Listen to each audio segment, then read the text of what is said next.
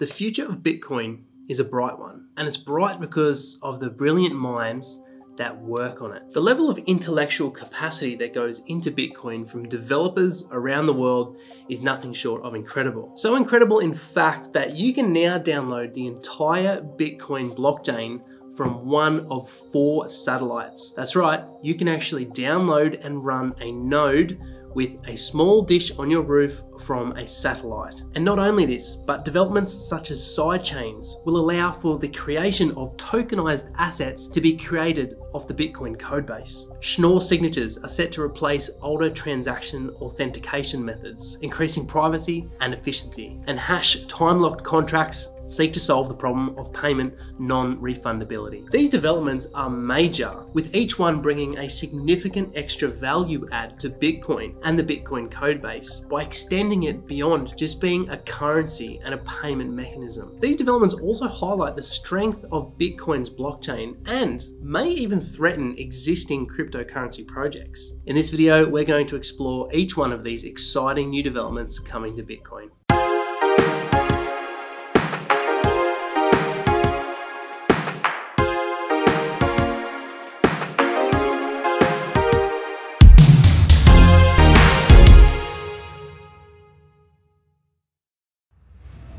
Now, as we know with Bitcoin, it was a post-global financial crisis answer to the centralized printing of money by financial institutions. Because of this threat, some fear that governments may try to shut down or stop Bitcoin from operating. Well, the truth is you actually can't do that. The only way to fully shut off Bitcoin operating in a certain region of the world is to either cut off the internet to the entire country or to turn off the power. Now, obviously both of these seem implausible, but we do know that internet has been censored in countries before, but a country obviously isn't going to turn off the power to the entire country. But what is plausible, as we discussed, is internet being shut down or censored, and so could mobile telecommunications. And this could and would stop a Bitcoin miner, a node operating, or someone trying to censor Bitcoin. That is, unless you could run Bitcoin from a satellite. Leading Bitcoin development firm Blockstream is now beaming Bitcoin's blockchain to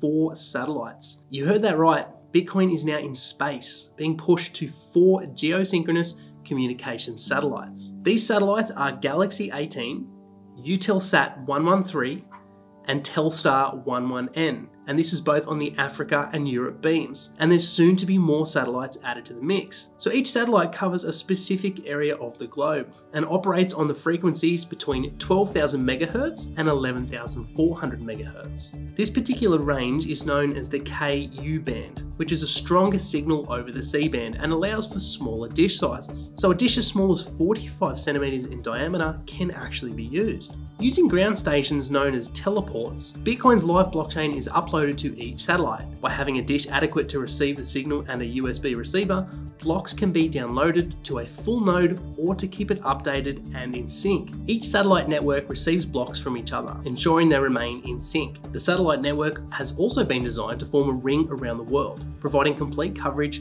to most regions. And this has been done to keep the Bitcoin network fully redundant. Now, the Bitcoin satellite network is currently up and running and operational right now. You can go out and purchase the components, you can put the satellite on your roof, you can run the software, and you can start running a node from one of these satellites. There are a full set of instructions on how to do this on Blockstream's GitHub. And in the future, Blockstream are even going to sell ready-made kits with all the components required to actually do the hardware installation as well. So with the satellite network up and running, this virtually renders Bitcoin unstoppable. Even if the internet is cut out to an entire country, or in some really rare event the power is cut out, Bitcoin can keep operating. And incredibly, it can do this with as little as a small generator and a dish mounted to a roof. Bitcoin could be back up and running in no time. And now onto the next exciting development coming to Bitcoin, which is sidechains.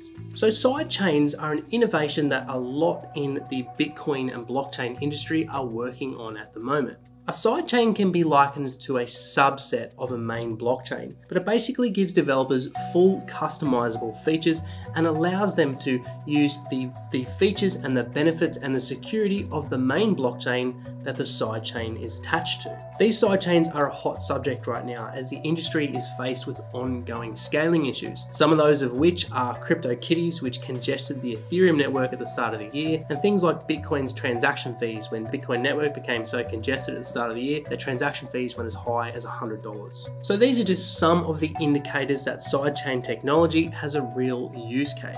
Now, as we know, Bitcoin is the longest running and most secure blockchain network. It's also the oldest, rendering its code base less feature rich than other blockchains such as Ethereum, which has things like smart contracts. This lack of features staved off developers looking for additional features and functionality, such as issuing their own tokens, using alternate consensus mechanisms, and requiring faster transaction times. Now, this was until sidechains came along. Another feature by Bitcoin development firm Blockstream is the Elements project. Using the base Bitcoin codebase, Elements gives developers the opportunity to build a standalone blockchain, or a pegged sidechain. A pegged sidechain allows assets, which is like a crypto token or a coin, to be transferred between the main blockchain and the sidechain. In Elements, this is called a federated peg, which ensures the asset is transferred in a verifiable and trustworthy manner. Elements also provides additional features such as confidential transactions. This hides both the type of asset being transferred and the amount. So by using the Bitcoin codebase and API, developers can leverage the 10 years of open source development that has gone into Bitcoin. Now, Elements is actually currently operational. In fact, it helped to spawn the 2017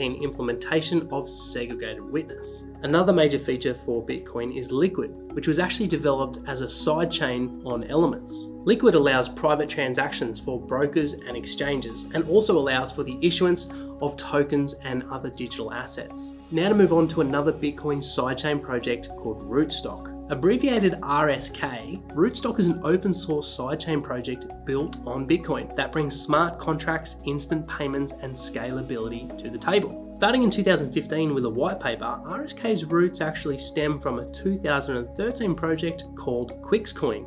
Now, the Quixcoin project was going to be a new cryptocurrency designed for peer-to-peer gaming, such as poker or blackjack, and developer Sergio Lerner is behind both projects. So Rootstock's primary aim is to bring the smart contract functionality as seen with Ethereum to Bitcoin. Using a purpose-built sidechain, smart contracts can be developed on Bitcoin using a Turing-complete virtual machine. Now, similar to Blockstream's Elements, Rootstock uses a two-way peg feature, allowing for the safe transfer of assets between the main Bitcoin blockchain and the sidechain. Any Bitcoin transferred to the Rootstock sidechain becomes something called a smart Bitcoin, and this is used to pay miners who contribute in the mining process called merge mining, which is used to help validate things like the smart contracts on the RSK sidechain. So Bitcoin miners can actively participate in Rootstock's sidechain through this process, helping to secure smart contracts and earning that smart Bitcoin, or SBTC,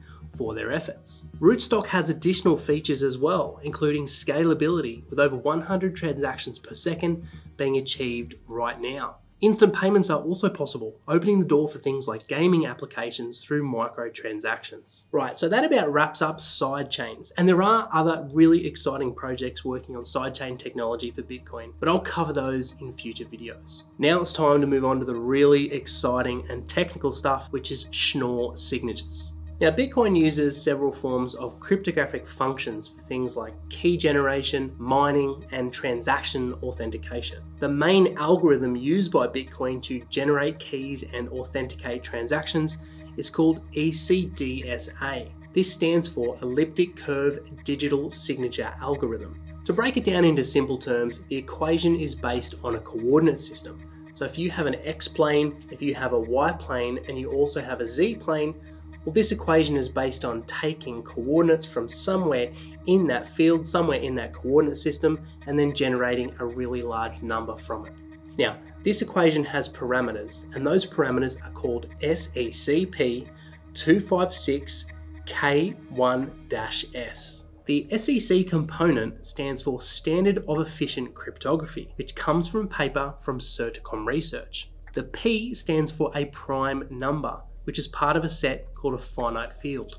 The 256 component stands for 256 bits, which is a commonly used key size in cryptography.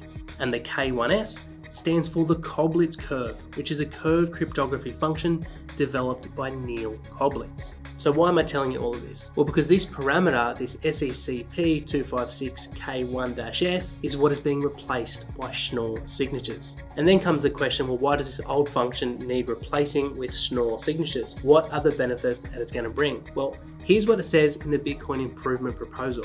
The Schnoor signature allows for proofs, meaning the authentication can be checked and proved if necessary.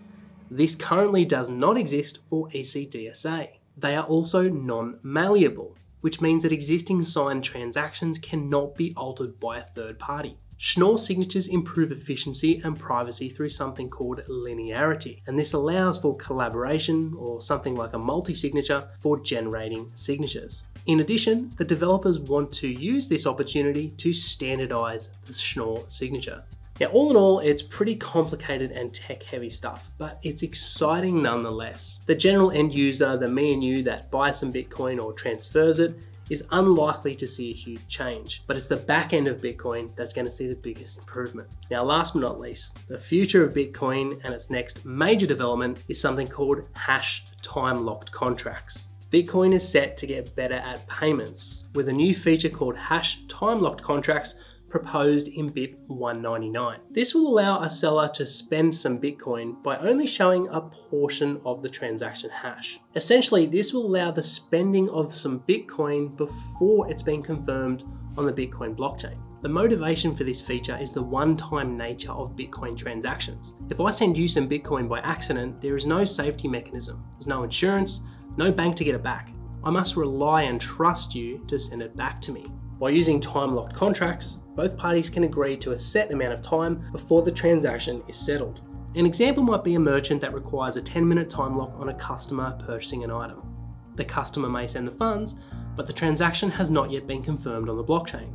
After 10 minutes of waiting for the confirmation, the contract automatically returns the Bitcoin to the customer. This is an example of a secure and automated way of providing a refund without using a trusted third-party intermediary. It's also an exciting development on how Bitcoin is continuing to innovate and to prove its use case as a fully decentralized payment system. So that's the video done, guys. That's another one wrapped up. I really hope you enjoyed it. As always, I particularly like doing these kind of videos because I learn so much, and knowledge is power, you know? Knowledge is what excites me. I love learning new things. So when I get to learn a lot of really new things and then present them to others in a nice format that helps to teach people about Bitcoin or blockchain, that's really exciting. So it's like a win-win-win for me. So I hope that came through. I hope you learned something. I hope you enjoyed the video.